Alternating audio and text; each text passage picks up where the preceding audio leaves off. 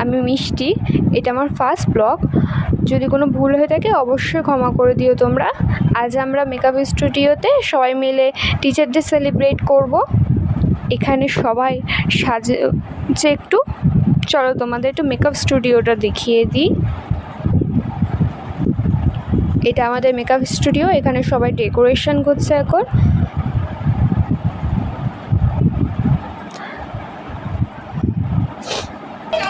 এবার আমাদের ম্যাম ঢুকবে। অবশ্যই তার গ্র্যান্ড এন্ট্রিটা তোমরা সবাই দেখো। আমরা খুব অল্পের মধ্যে করার চেষ্টা করেছি।